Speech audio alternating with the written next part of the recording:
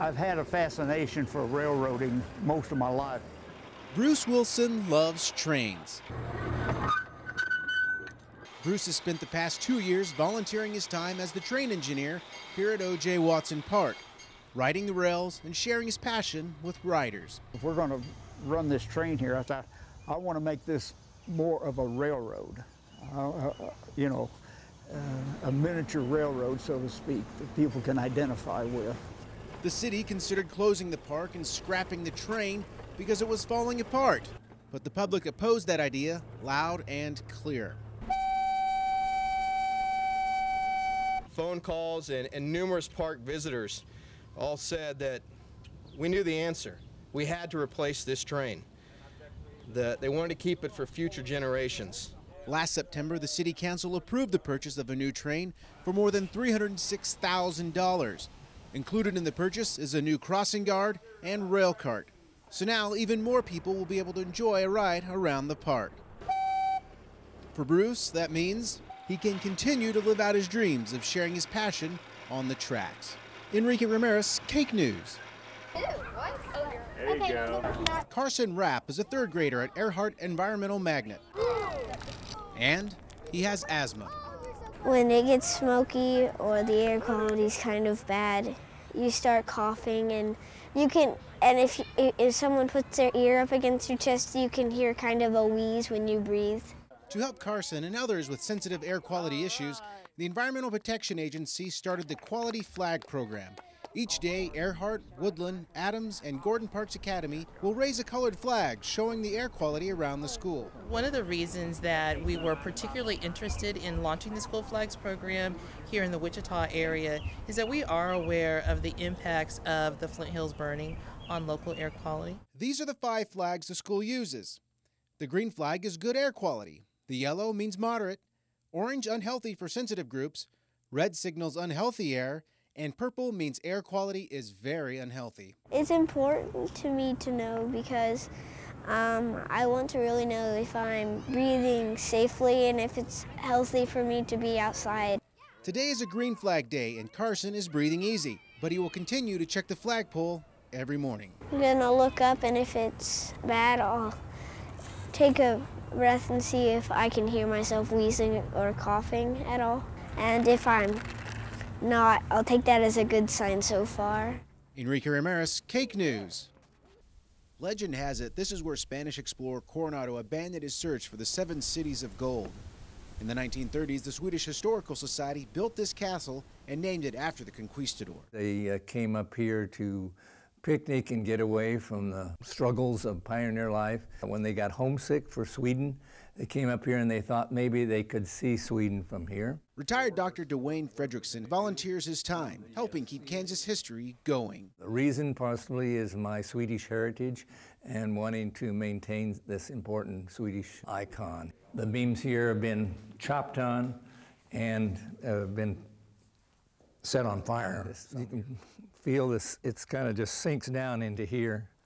It's settled down, and water normally will stand up in here. For a year, the Smoky Valley Historical Society raised $60,000 to help kickstart much-needed renovations. When those are done, the Kansas Historical Society will award them a grant and match the funds that they raised. It's just a beautiful site, place for peaceful reminiscing and relaxation. In Saline County, Enrique Ramirez, KAKE News. 1, 2, 3. Very long anticipated day for public safety in Harvey County. We've been looking forward to this for quite a while. We're glad that it's finally come to fruition.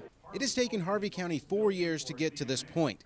Ever since the FCC mandate to narrow banding changed the frequencies emergency responders could use, Harvey County's communication system almost went silent. Since the narrow banding, we lost easily half our coverage, if not more. There are areas in Newton where a police officer standing out in the middle of the street didn't have to be in his car or a house, but just standing out in the street on a handheld radio, we couldn't hear him. Not being able to communicate clearly made the streets more dangerous for emergency responders.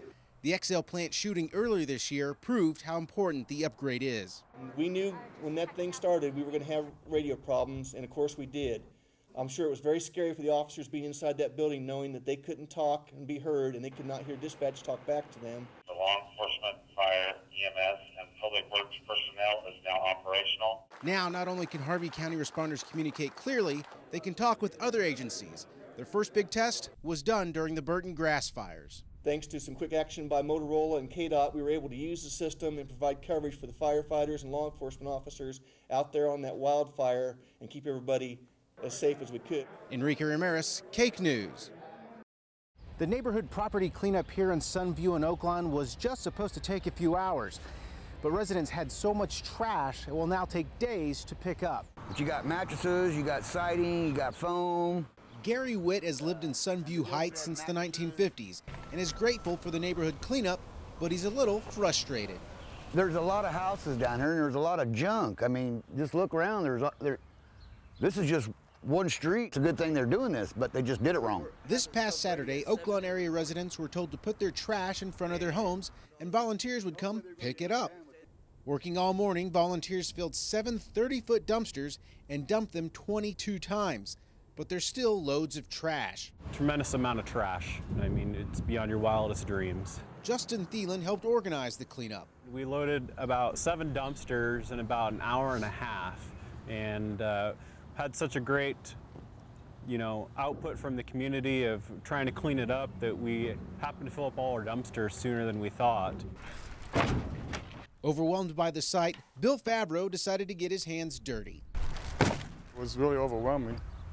As much what was set out on the street, they needed more help, so I volunteered to help them out. Now this Saturday, volunteers will be back out here to pick up the leftover trash. Residents can also dump their trash here at the Oaklawn thrift store. In Oaklawn, Enrique Ramirez, KAKE News. Residents here near 143rd and Harry are hoping these new traffic signs will get drivers to slow down. We do get a lot of traffic through here in the morning.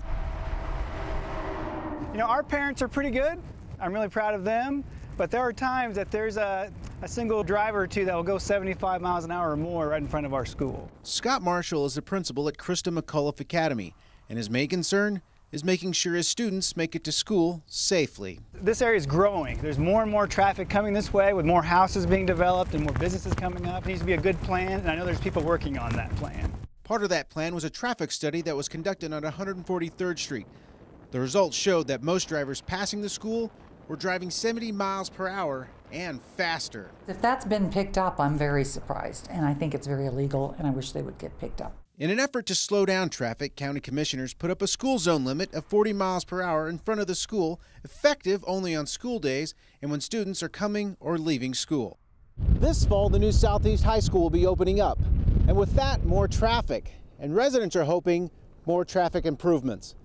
In Southeast Sedgwick County, Enrique Ramirez, KAKE News.